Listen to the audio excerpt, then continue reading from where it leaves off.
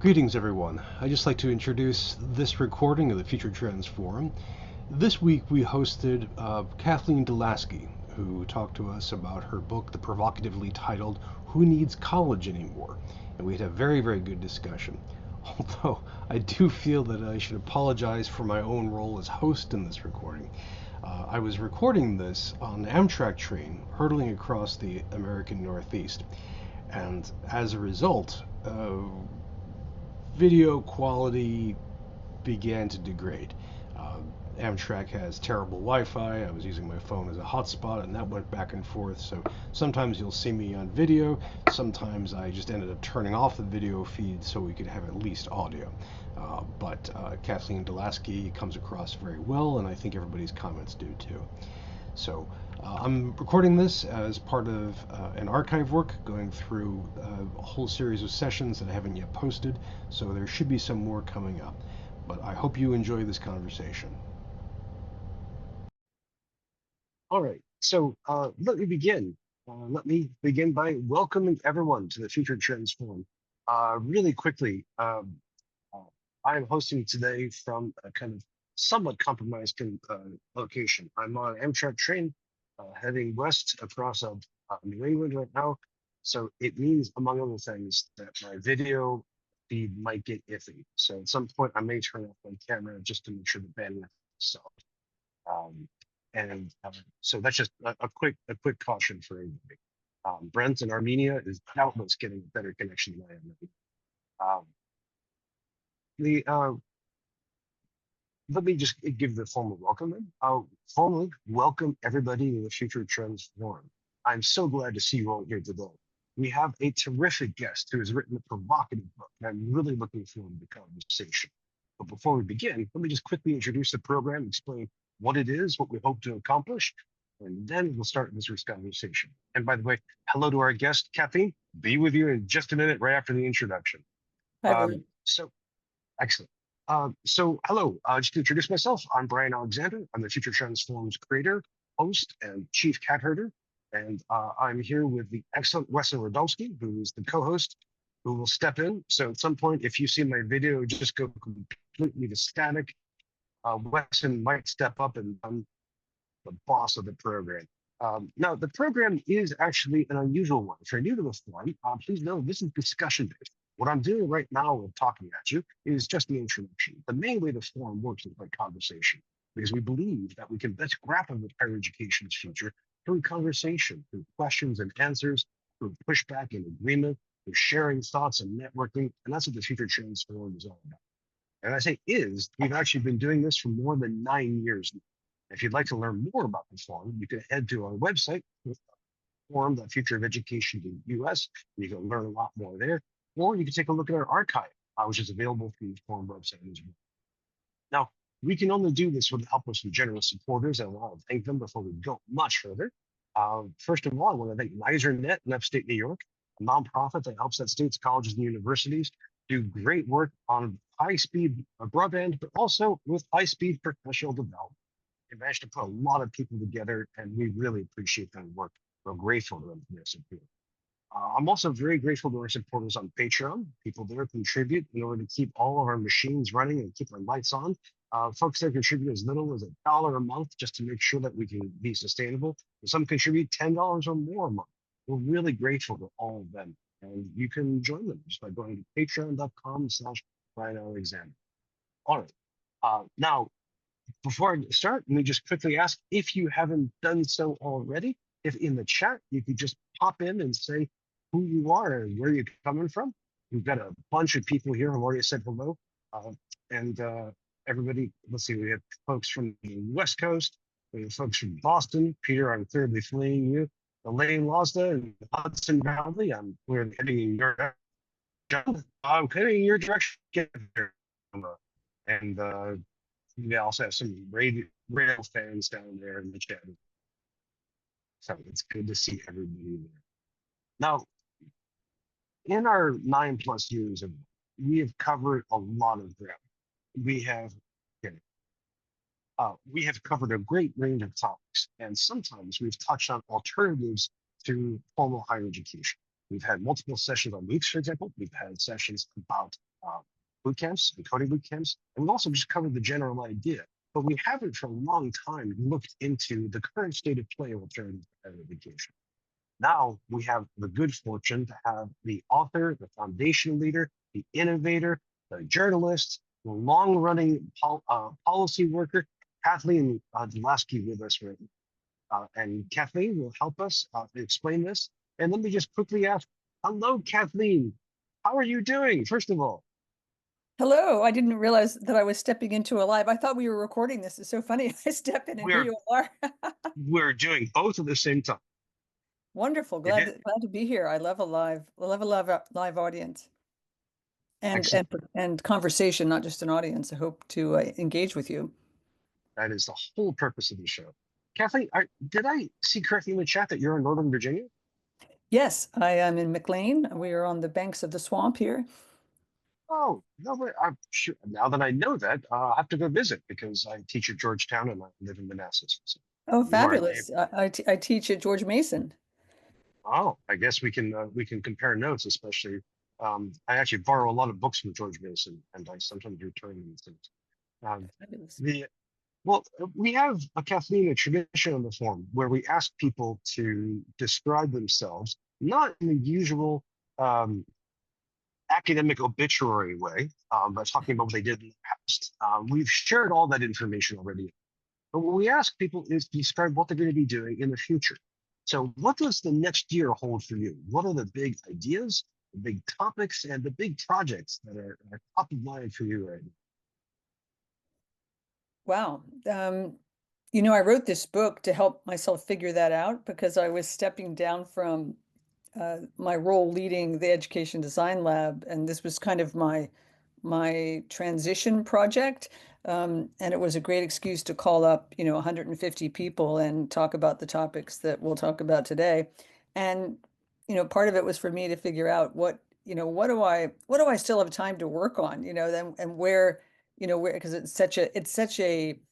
um, uh, it's such a shakeup moment, not, even before what's happening with, the government here in the DC area, that it I always find periods like this, I've lived through, one or two of them are, they're threatening and they're stress producing, but they're also, full of opportunity to change paradigms, to change narratives, and to, introduce to prototype new ideas, right? So I'm still trying to figure out what those things are in the next year, but a couple of them have to do with, how do we save Gen Ed in an era, and the value of why people want to, the um, um, protect the 4-year degree is because of what it can do for us. Like, what are the ways to protect that in a world where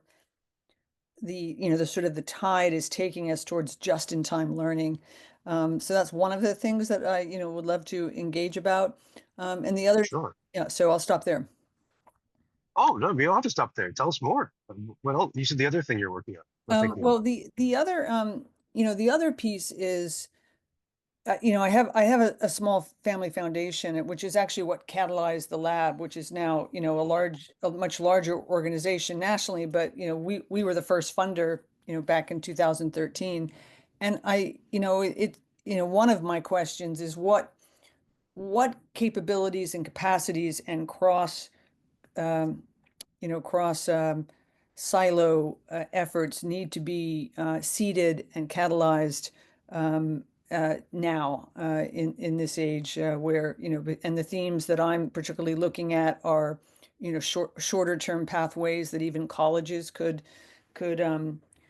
sponsor and evaluate and offer, but also the ecosystem that is supporting non-degree credentials. I'm doing some work in that and funding some work in that, but Mm. I'd like to. That's an area that I want to work on over the next couple of years. Oh, fantastic. And you work, I want to say you share a board, but I'm not sure that's right. But you work with one of the alternate credential projects, right?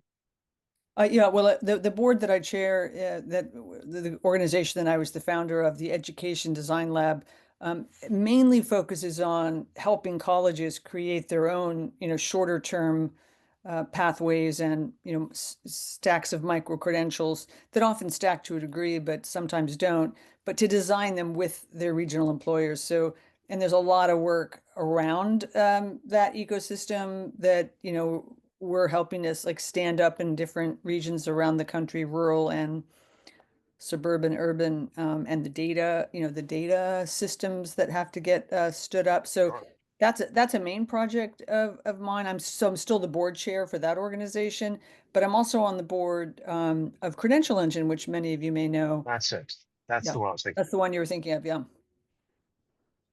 Well, excellent. I'm glad to see you continue to still do all this work. I mean, in your career, you've done the work of 10 different people so far. So I'm just excited to see where this goes next. Um, Friends, the way the forum works, if you're new to it, is that I'm going to ask our guest a couple of quick questions. And these are just to get the ball rolling so she can start sharing what she's been working on and thinking about. And in fact, I will share right now a link to the homepage of her book, Who Needs College Anymore? Um, but after those questions and after our guests' much more interesting answers, then it's over to you all. So as Kathleen answers our questions, as we go back and forth, please start thinking about what you'd like to ask her. What questions you have about the book, what ideas you'd like her to consider.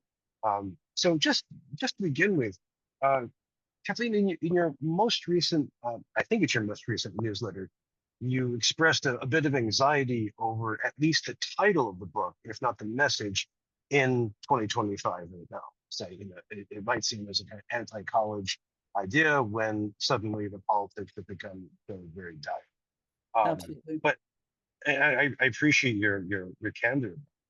But I wonder if you could say, in this current situation, what are the leading alternatives to higher education? When someone wants to seek out a way to improve themselves financially or to expand their mind, besides colleges and universities, what are the leading options that people have now?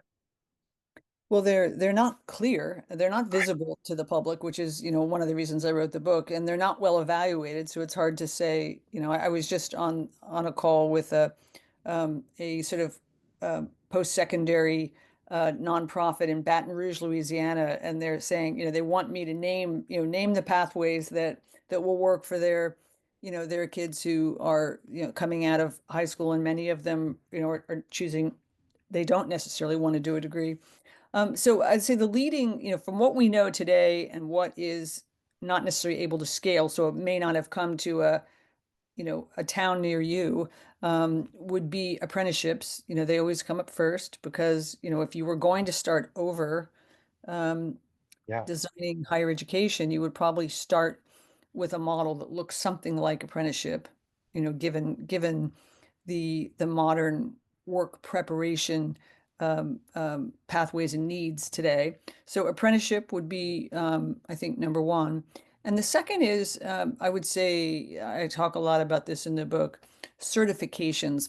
So not just like certificates or, one of the many uh, micro credentials you can get, but the ones that are actually, designated by industries as, signifying mastery of a skill that a particular job role needs you to do. Um, and in the book, I try to like parse the language has gotten very muddy about a certificate or a certification.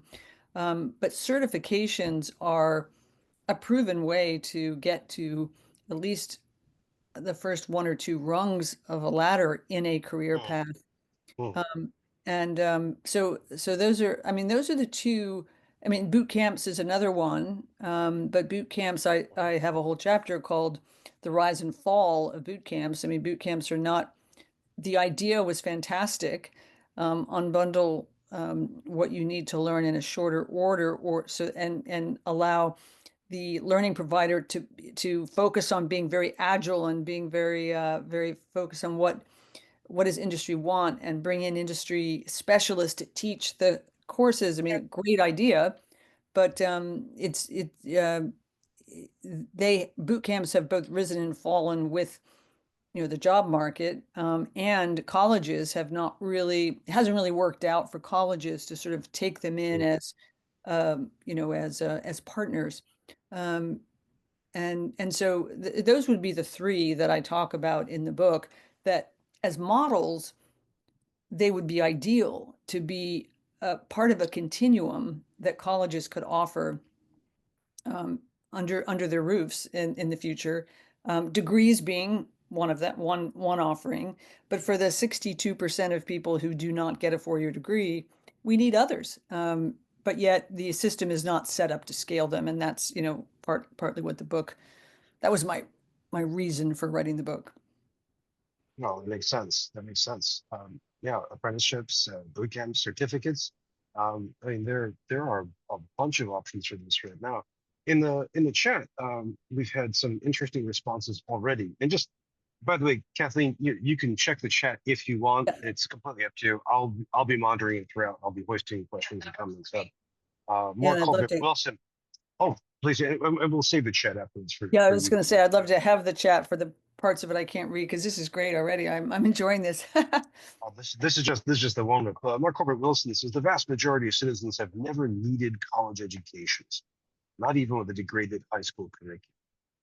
So I think that would feed into your idea pretty well, especially the apprenticeship angle. And Peter Shea agrees 100%. Apprenticeships are so much more appealing for many people than learning in a classroom. But Karen Belnier has a different idea about boot camps. She's worried about how where learning design fits into boot camps and apprenticeship model. Expertise alone does not equate with effectiveness in instruction. I wonder if you'd like to respond to that. Yeah, so respond specifically to Karen's Yeah, please. point. Yeah, that's a good one. Yeah, I mean, the issue with boot camps is the outcomes when they are immersive and when somebody already knows how to be a learner are really quite good, and when they can afford to pay, because usually federal financial aid doesn't translate over to a boot camp. Um, but the trick or the difficulty has been the kind of learner that is that needs supports, that might need tutoring, um, um, other kinds of wraparound supports. That's where a few boot camps have succeeded, and they're ones that tend to have really good philanthropic funding, like Merit America, or and they're now, I understand, applying for accreditation. Another one is Per Scholas. Those two are often held up there in the tech space. Is that the train? Yeah. There are Oh, I'm those two. sorry if that came through. Sorry. Yeah. I've got Yeah, headphones on. you're being told My apologies. to show your ticket. The My apologies. those two are being Please go. held up as ones that have kind of figured out how to how to create a learning experience that could work for any learner. But for the most part, you're right. Expertise doesn't equate to learning design, as I found out myself when I started to try to teach at the higher ed level, and realized that I have no idea what I'm doing. So yeah, I think that we do need to the extent that colleges, and I think a lot of you are inside of colleges, want to use parts of the boot camp model. I think what I described, that the takeaways that, or in other words, the design principles of boot camps that can be pulled in, into college curriculum, would be both the speed at which the learning material or the sets of expertise are updated. So we call that, like, learning. How can colleges move at the pace of innovation, the pace of learning? I mean, that seems to be the biggest thing to solve for, which is hard with tenured faculty. And the second thing is the immersive hands-on modalities, and learning from quote experts in the field, is always pointed to by the learners as their favorite aspect of boot camps. So I we just have to figure out how to merge those things into learning design, and make the economic and the staffing and the tenure model work with the boot camp design. But I mean, I'm very hopeful that more colleges will be able to either partner or create their own boot camp models. Well, thank you. That's an excellent answer. And you can see, friends, why I was really happy to have Kathleen appear as a guest. A second question, and this is, I guess, more of a question for the book to answer is, right now in 2025, what are the main reasons that people would consider an apprenticeship, a certificate, boot camp, etc., rather than going to a college or university? What are the big drivers for those decisions now? I'm sorry, did you say specifically apprenticeships or any of these alternatives? Any of these alternatives? Okay. Sorry. Go ahead. So, the biggest, and this is what the lab has spent, 10 years trying to figure out is what are the barriers to people getting degrees? And, the biggest barrier people cite is the financial piece.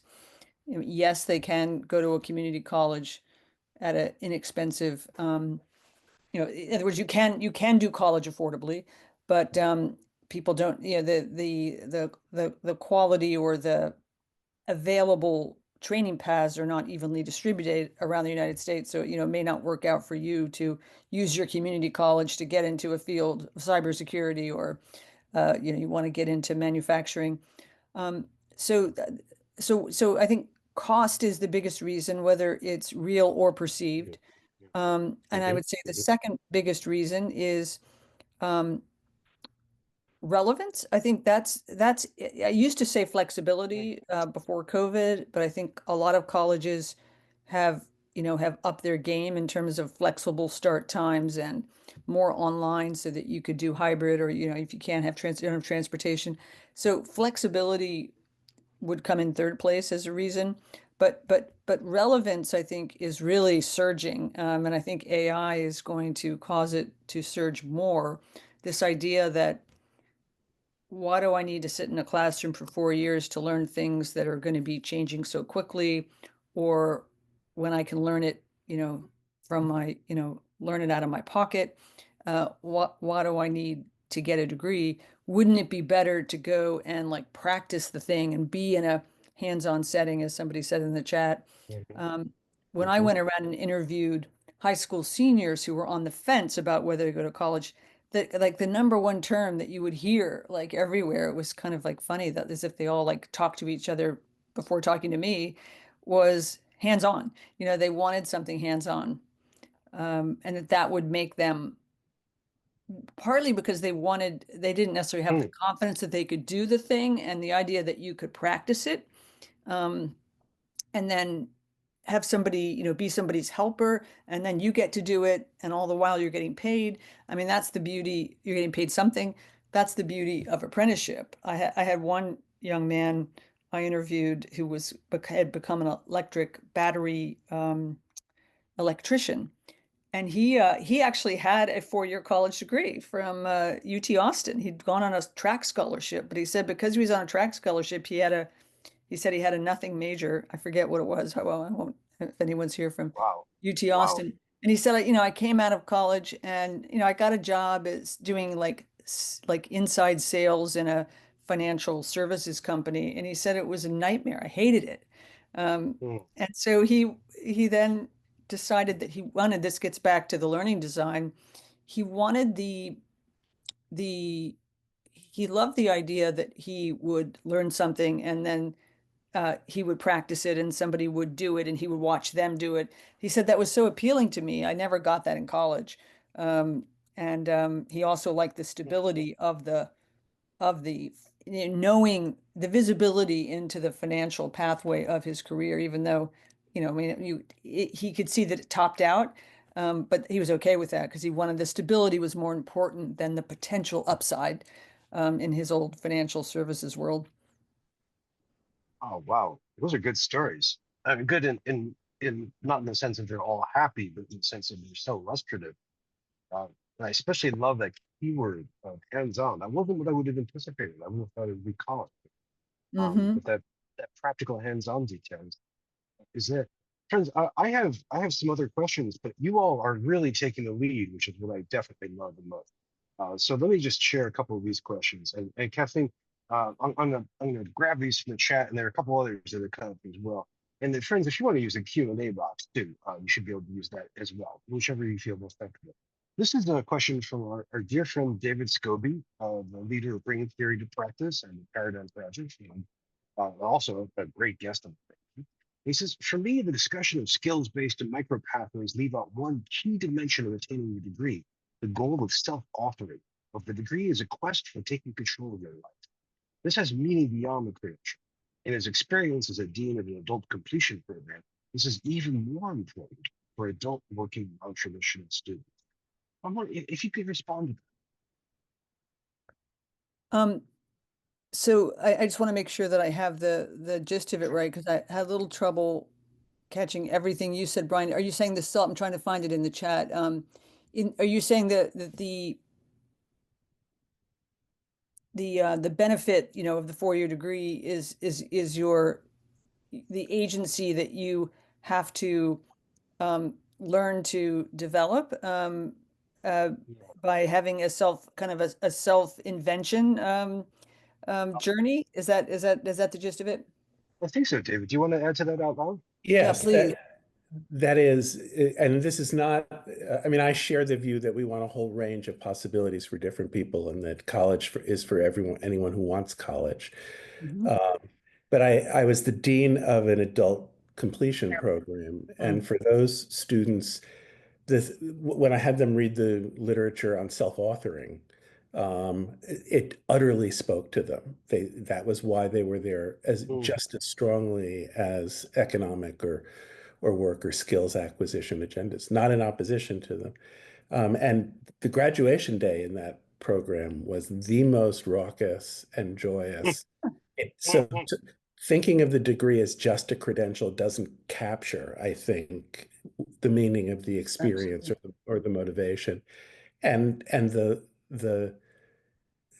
language of skills and stacking pathways seems necessary but not sufficient. And Hmm. it's really left out. This other dimension, in my experience, is left out of the conversation. You're absolutely right. I mean, I Sorry, and think, let me add one more thing, which is I sure. think that the continuity of learning experiences is really important to that sense of kind of being on a quest in your life and Hmm. the arc of your life. And I worry that that gets lost in a kind of micro pathway certificate model. You're right. This is one of the things I worry about the most. Interestingly, I use the term quest, um, and I even put the adjective Odyssean in front of it Oh, when nice. when I looked at all the students that I interviewed who didn't make it through the gauntlet, um, and they were on a quest that had at least taken them all the way through their 20s, and they were still looking for some way to um, either, I mean, have either of the things that we're talking about, right? The job security or the sense of self-authoring. They didn't have either, and so, so the lab, I mean, for the reason that you describe, when we try to, um, whenever we have a micro pathway, we're working with 100 community colleges, and you can go to I can put the link in the chat. You can go to the website and see some of them. They all stack to a degree. So it's this idea that you can get, it's a step ladder, right? You can get part of the way there, build your earnings power, get that job, and then add the next piece on, or shift to another piece. I mean, I think that map has to become more dynamic than we're able to do right now with these colleges, and that's why I call in the book for a skills mapping project that is, by industry, to create a kind of a skills genome where we could have a GPS system that this would be visible, that the quest would be visible to each person. Because you're absolutely right. I mean, a woman came up to me at my bookstore talk in Cambridge, Massachusetts this past weekend, and she seemed, she seemed kind of desperate because she said, I came to your book talk because I still want to get a degree. I was homeless earlier, and I raised my two daughters and on food stamps, and they both got to go to college, and now it's my turn. And she worked in the school system, and she was trying to figure out. And I said, well, do you mind me asking, how old are you? Like how much longer do you have to? And she said she's 59. Um, and she still wants to go to college. And we had a chat about it, and I think you're right. But why do we have to lose that quest by supporting the lower rungs of the stepladder? Mm. David, thank you. Thank you for that great observation and question. I really appreciate your own personal background involved. Kathleen, Yeah. thank you for that. I love this Odyssean response. Mm. Um, that's terrific. Again, friends, if you're new to the forum, this is the way we work. People have questions, and our guests get to tackle them. And we have some questions that have come from the Q&A box, and a couple of these are kind of almost technical or operational. One is from Carolyn Hawley, who asks, how might these new structures, and I know some of these aren't new, but the alternative structures, how might they make education more accessible to neurodivergent? Mm. Well, yes, absolutely. Um, yeah, I mean, one of the things that drove me to write this book was my own radicalization as a parent. I had I have two daughters. One of them went to college and one of them didn't. Interestingly, the one with neurodivergent um, um, issues, I don't know, that's not quite the right word, but she ended up, finally going to college and getting through the gauntlet. Um, but I think she made it because she had me um, to help her along the way. Otherwise, I mean, she didn't make it through high school. We had to kind of like do a completion program for high school. Um, um, and she ended up majoring in neuroscience because she was so interested in the brain. Um, and Nice. yeah, but so I mean that's my lens into this, and I do think that micro pathways, in part, depends on the issue, what kind of neurodivergent issues one is suffering from. But I I do believe that this, and research bears this out, right, that a milestone approach to college, um, assuming you can have the supports. I mean, the problem with a micro pathway approach is that the community colleges are the ones doing it right now, and they don't have as many of the supports that maybe a lot of the 4 years would have.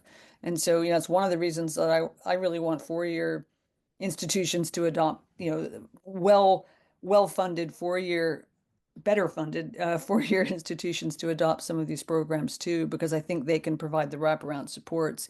Because the idea of a short-term pathway, gaining earnings power, and then you know building your confidence in the workplace, getting that hands-on experience. I mean, for many of people who were, for example, a friend whose son is on the spectrum, she wants him to take a micro pathway approach um, Mhm. um, to to help. So, we don't have a lot of data yet in terms of who is signing up for these, but it's certainly one of the intentions of what we call new majority learners.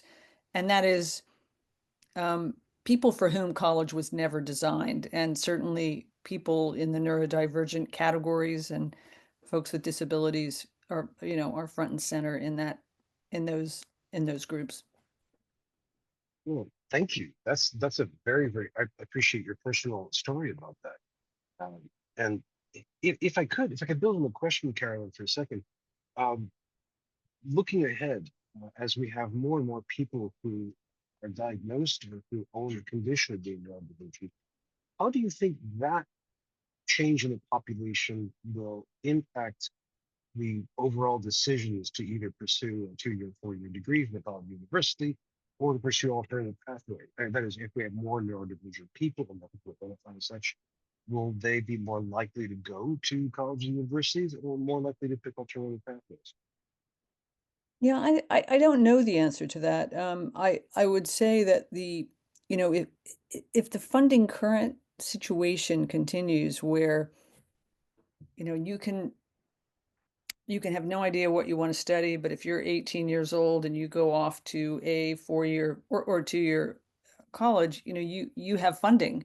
At least you have access to student loans, you have access um, to Yeah. uh, yeah, Pell Grants if you're in that. And there are Uh-huh. also, as I understand it, there's also supports for you in the, in if you're, from if you have a disability, right? The other programs that we're talking about don't have any of that support. Um, so if things don't change in the funding front in terms of higher ed taking or government taking a broader view of what qualifies as college and what gets funded as college, I would recommend to any parent or person who has any kind of disability or is learning differences to try college if they can, assuming the money there's enough money there to to test it out. I have a nephew who's going through this too, and he's tried community college a couple times, and it's just not working out for him. Um, but he did in college learn. He did at Northern Virginia Community College here. He did learn that he was really interested in the healing arts because he was in some class where he got paired with a mentor, and so he left college to go pursue that. Huh. Huh. So I do think in the future it really depends on where the funding, if funding follows learners to Yes. other kinds of programs, then I would be more, optimistic that they would have more options. I understand. Thank you. That's a very nuanced answer to this. We have another, again, not so much technical question, but a focus is on libraries. What becomes the role of, I guess, either academic or public library in these pathways? Wow, that's a great question. It's the first time I've been asked that on my book tour. Well, that's from Elaine Losda. So Wonderful. thank you for the question. Um, I don't know. I don't think I could give an interesting answer to that. I mean, I worry about libraries anyway, generally. Um, I mean, I got told that don't, make sure you write your book for people who are over 40 because nobody under 40 is going to read any book, right? Um, um, I'm not an expert on kind of how libraries are reinventing themselves and preserving, um, the records that are necessary to preserve. Um, I don't really know how to answer that question, or I mean, I guess the question is what impact does what I'm talking about in the book have on libraries? Um, Hmm. do do the rise of shorter term pathways mean that people are out experiencing, because a lot of it is more experiential and weaving work and learning together. Um, you know, there there probably, there are fewer research papers being written, of course, there will be, but I think AI is more of a threat to libraries than just in time learning, to be honest. I don't know if you agree. Yeah. We're gonna come back to AI in a few minutes. We've got questions stacked up about that one. Um, but I do wonder if we wouldn't see perhaps a slight shift in emphasis or usage away, if big conditional here, but if we get more students doing apprenticeships and more students doing all kinds of alternative pathways, perhaps they'll see fewer hours, less traffic in the academic library, perhaps more use of public libraries. I mean, after all, the public libraries are fantastic resources for getting Hmm. access to licensed content, to hardware and software, and all kinds of support. Yeah, I mean, one of the things that we're dealing with at the Education Design Lab is we're trying to be um, a support to the industries and the new, like the new technologies that are trying, and they're coming to the regions asking for talent. They want a pipeline, and can I have it by August? Yeah. We're seeing that with data security. We're doing a big project with Bitcoin. And so one of the things that's interesting is they want people to be trained on the equipment, but lots of times the equipment is unaffordable to the to the community college. Um, Right. you could see libraries playing some kind of a role there, maybe. But they again would have to figure out how to get workforce boards to grant them money to to to be a hands-on laboratory, if you will. I mean, that's one of Mm, the mm. interesting ideas. If you think about the future of learning and the future of work, merging together a little bit with a kind of a weave idea, it feels like there's a community role for libraries there. I don't know if there's a Mhm. research role, or a book learning role. My That's it. grandfather That's was a it. librarian, so I'm Ah, it's in your DNA. yeah. Um, Elaine, did you want to say more? I see you have your hand up. Yeah, sorry. When you started out, Kathleen, you were talking about the traditional understanding of libraries as custodians of the cultural record, as Cliff Lynch of CNI likes to say. And then you did move on a little bit more to the idea of laboratories, because one of the things I had put in the chat was, would we be, I'm an academic librarian, obviously, would we be the supports for those boot camps where the learners are not necessarily, natural learners or need tutoring or something like that? Would we want to do that? Would we have to offer, we are increasingly a service profession rather Yes. than an archival profession. Those things are becoming increasingly bifurcated. And are we the ones that show people how to apply AI in workflows? Are we the ones that, Love that. should we be offering other things than cultural record kinds of materials and research materials? And what do you think those might be?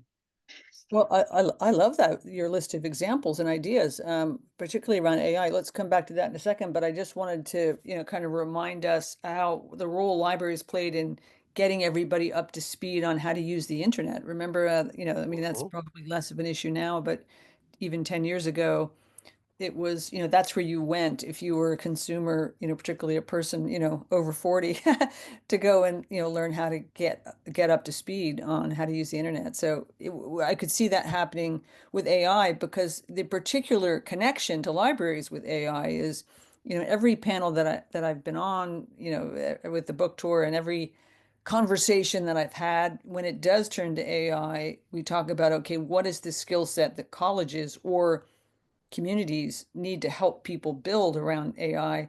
It's really about that learning how to learn, and how to not be afraid of technology, how to the curiosity piece of it, which you totally associate with. I totally associate with libraries. Thank you. Thank you. Elaine, thank you for the question. I'm so glad to see Yeah. libraries. I just wanted to say one quick amusing thing, which is that in my early career, I was a public librarian showing senior citizens how to use a mouse. So yeah, There you go. Thank on you for point. that. Yeah, I was at AOL, so I was thanking you for that, because then they were getting on AOL. Oh, indeed. Indeed. Well, thank you. We have Elaine, we have so many, I'm sorry, Elaine, thank you. Kathleen, we have so many questions coming in. And here's another personal one. Speaking of adult learners, this is from John Lynch, who says he recently went back to school to get his MBA, and he noticed his intentionality now in his mid 40s versus his bumbling in his early and mid 20s. Can we talk about how we create social acceptance for someone to get one credential of whatever shape and size at age 20 that creates immediate value, but not go into such debt that they can't afford to come back as they evolve as a learner? Yeah, so if I'm sorry, I heard the second last part of it, but I didn't catch the beginning of it. So could you Yeah, he's rephrase the sure question? he was. Oh, Yeah, he was contrasting going back to school in his 40s for his okay. MBA, and how Okay. he's had a very different experience. He says he's very intentional about his learning, whereas in his 20s he described it as bumbling. Um, and so I see. Okay. yeah, it's a good question. And thanks, John, for your story. Yeah, that is a good question. And a good a good prompt to really say, in an age when, I mean, just was it yesterday or the day before, Wellesley College, reported the first, we were all waiting for the first college to be over $100,000. Yep. And, while, most college presidents will challenge, me, and a lot of them don't like the title of my book. And they will challenge me to say, well, nobody pays sticker price. It still creates the perception, that Mhm. is what it costs to go to college. And so I agree with you. I mean, the idea that you could do a piece of it at 20 makes a lot of sense, because you could do a piece of it and then be um, out uh, learning from that first piece, and and then come back again. And that's again why the stepladder approach is probably, I have 10 design principles in the last chapter of my book, which is called The Great College Reset. And that principle has gotten the most traction for sure. It may be partly because we can back it up with what's happening at 100 community colleges, and where it's actually starting to happen. Um, um, so I very much agree with your comment. I have my daughter, is her partner is a guy she's been dating for. This is the one who got the neuroscience degree, which, by the way, she says she's embarrassed to say. Speaking of college affordability, Oh, she lives in Portland, Oregon, which is very I don't know, can I still use the word woke? I mean, it's very woke. And yeah. she says that she won't say that she has a neuroscience or a liberal arts degree around her friends, most of whom don't have much money, many of whom didn't go to college. She said it immediately labels her as a rich kid, as somebody Ah, who comes from privilege, to say that you have a wow. humanities degree, because it wouldn't be like, why would you get one of those unless somebody else is paying for you to be in college? Um, and she's dating somebody who, dropped out of college after a semester, who is actually fit. We're not very happy about this because she's in her 30s, he's in his 50s. Um, and he, when he saw that I was writing this book, he's like, could you advise me? I want to get my degree. This is back to the self-authoring. And he said, I want a degree. He's published books as a Latin translator. Um, and he's Wow. completely self-taught. Um, and he's like, I said, well, you could just probably show them your books and maybe they'd give you because he'd like to go to graduate school, but he doesn't have an undergraduate degree.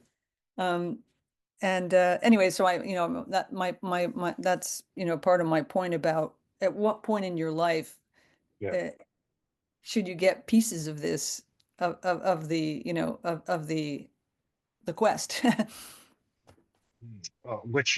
Which islands do you get to stop at, and what Yeah, right, time, and, exactly. and, What, and how, who how do to who say do you encounter in terms of temptresses, et cetera?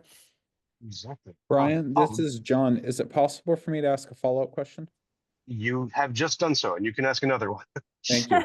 Kathleen, we get to sit at a table at InstructureCon, and I've been obsessing over our conversation since then. Oh, right, I remember you. Hello. The the bit that I'm struggling with is how do we get the social acceptance for these smaller chunks? That the 4-year degree is so valued by employers, it's therefore valued by students. I'm working on this idea, like, is there so much motivation that we're actually setting up a lot of students to fail who at 18 don't, and I hate using the word preparation, but like, how do we create social acceptance for a stackable credentials, a 1-semester credential, a 1-year credential that is a thing that colleges can embrace?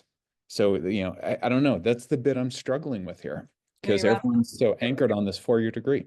you're absolutely right. And that's why even now when people ask me the question, who, does need college anymore?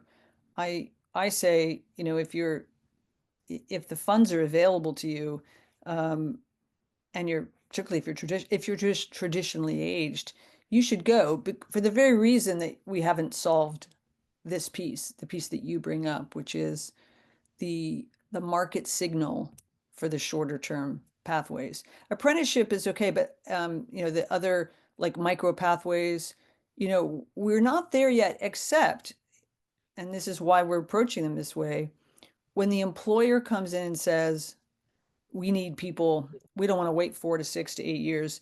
We need people, and we're, and here are the skill sets they need, and let's design this together.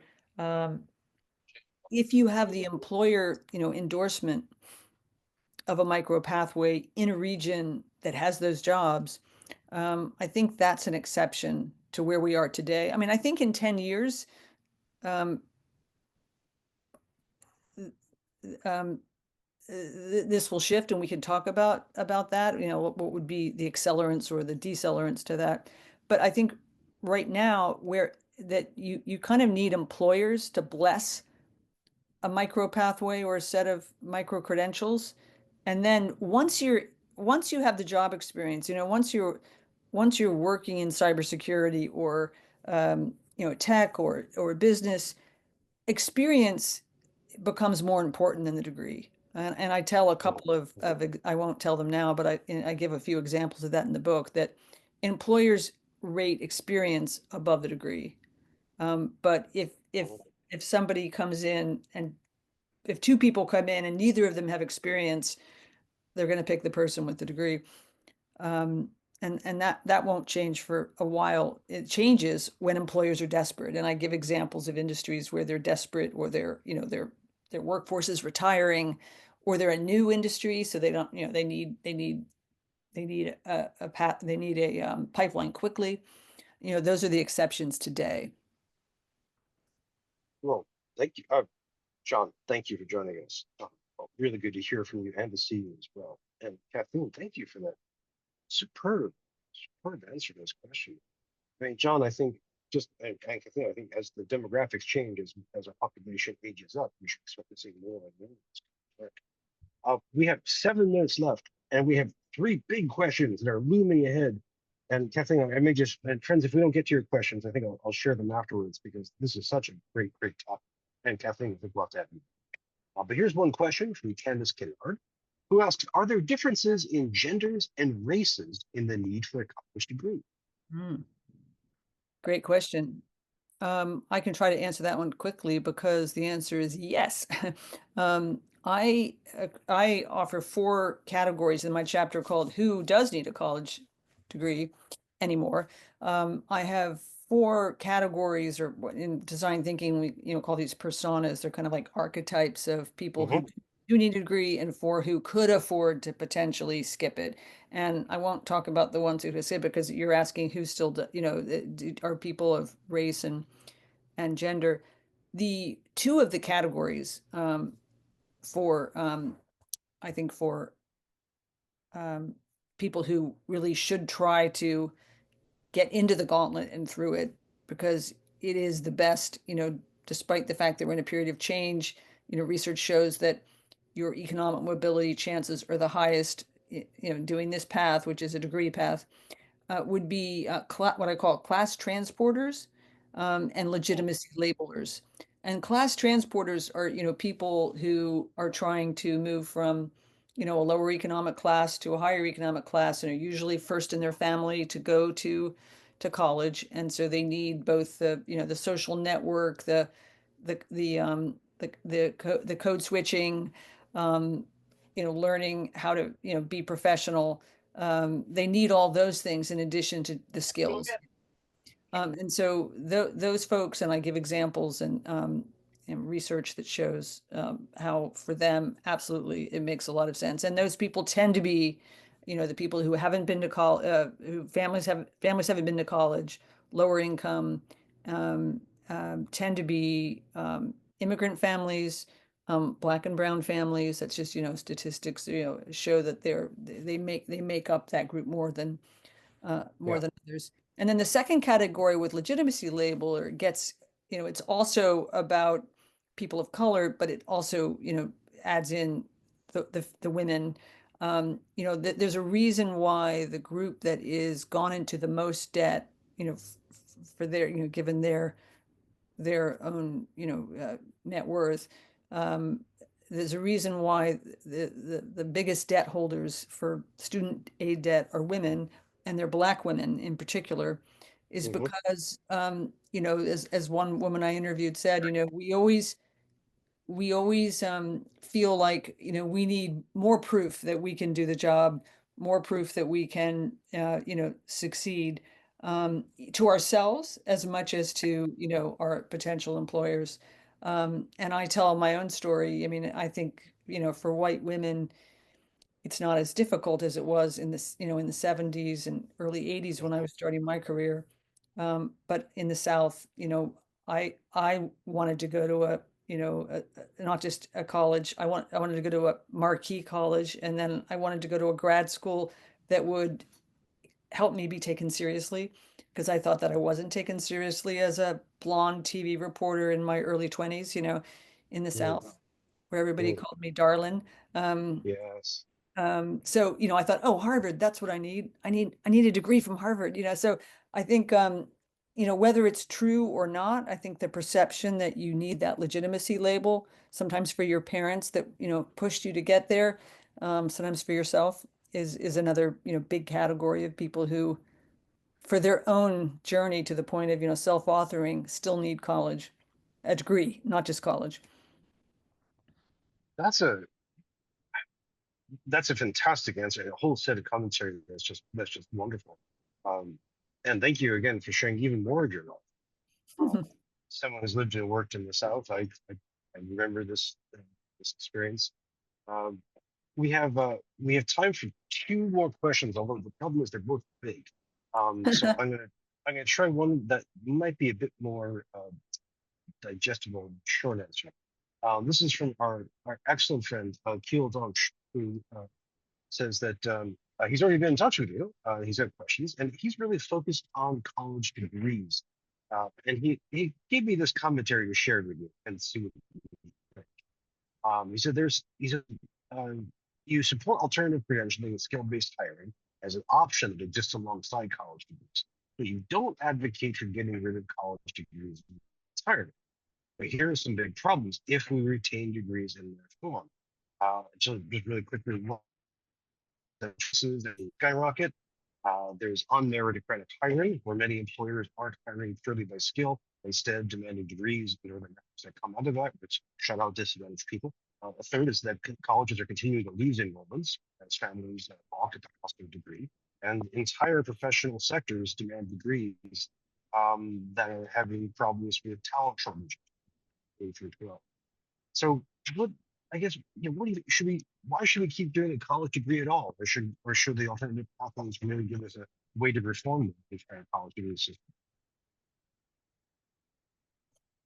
Well, I mean, that's a great question, but I don't think you can unseat, 350 years in the US, or what, 1,000 years? How long? When was 1200 when the first university was created in Bologna? Um, I don't think you can unseat that, and I mean, you can't take it away. Um, I mean, why would you? I mean, it's still a fair point that for certain fields you need years of study, and I mean, maybe we're talking about law, but maybe medicine, or being a doctor. I mean, several people have joked to me like, oh, well, I actually want the guy who's operating on me to have been to both college and med school. um, I don't know if we feel the same way about lawyers.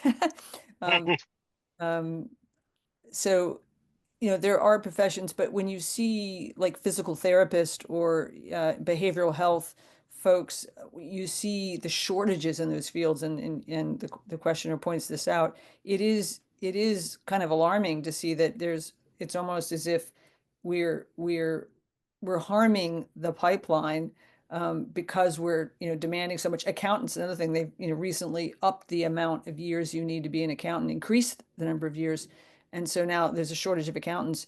Um, I mean, maybe it won't matter with AI, but it is fascinating to think about a world where you could completely remove degree requirements. But I know we're at time, so I just wanted to say that one of the phrases I use in the book is that I subscribe to the fix and disrupt. school of innovation. So I think that this comes under the category that would be disruption. That would be total disruption. And I kind of operate just the way my mind works on a continuum of ideas and solutions. And so I I don't go all the way there too. Let's blow it up. So it's a kind of both, and. Yeah. Well, then, if you could, and friends, sorry if this is going a minute over, and this is entirely my fault here.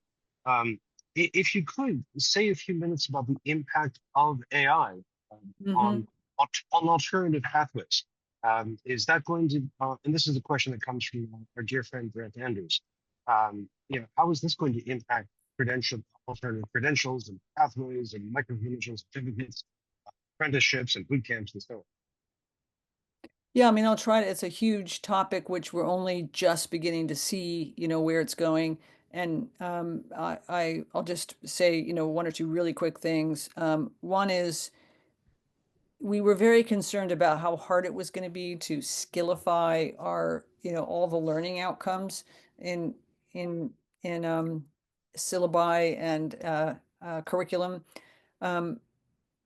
So I do think AI is going to be able to really kind of put that on a racetrack, as somebody put it to me.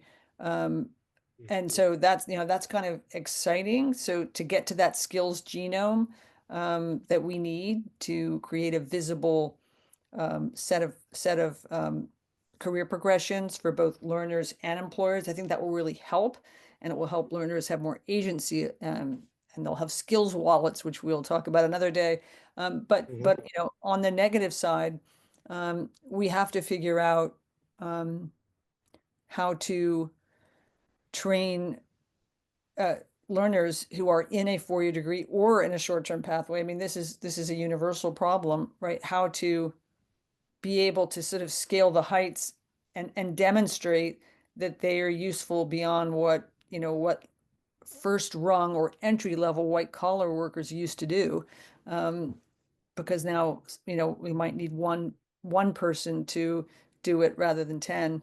And you already see the hiring trends beginning to, seize up for entry level. And, that probably will create the biggest, I think, outcry against the ROI of the four-year degree compared to anything we've seen yet. Not to end on a negative note, sorry. Oh, no. I think it's very positive in the sense that you just managed to compress a whole lot of information and ideas into one spot, into just a few words. I'm going to turn off my camera again, I'm afraid. Listen, Brent, thank you so much for that question. This is one that we need to follow up. Yeah. And we may just have a session on AI and alternative ways. Yeah, I think you should, because it's starting to be known it's starting to be visible. Indeed. But we have to end by thanking you, Kathleen. What a wonderful time with you. Your book is terrific, and you have so many great ideas. I love the way that you tackled each of these questions with so much nuance, such care, and clearly so much. Thank you so much. Well, thank you all. As I said, I wasn't expecting this wonderful forum, so I really enjoyed it, and it's very thoughtful. I would love to come back as a person writing in the chat as well. Oh, we'd love to have you come back. We'd love to have you come back in any capacity. Well, last quick question is, how can we keep up with you? How can everybody follow your work? Yeah, I would appreciate, obviously the book, Who Needs College Anymore.org shows you how to get to getting a copy of the book. And I would really appreciate, a review. It's really hard to come by. And then secondly, I'm on Substack, writing, and that's, KathleenDeLaski.substack.com, which, there's a lot of really interesting conversations happening there. And, Brian and I have been speaking on Substack. Which is, I commend Kathleen's Substack to everybody. Thank you so much.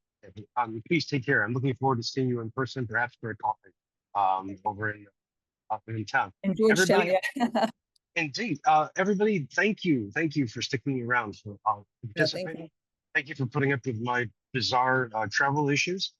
Thank you for staying over a few minutes. I wanted to second Kathleen's thanks to you for your great questions. As always, this has been a pleasure. If you'd like to keep up with the forum, with our next session, we'll also look at our archive.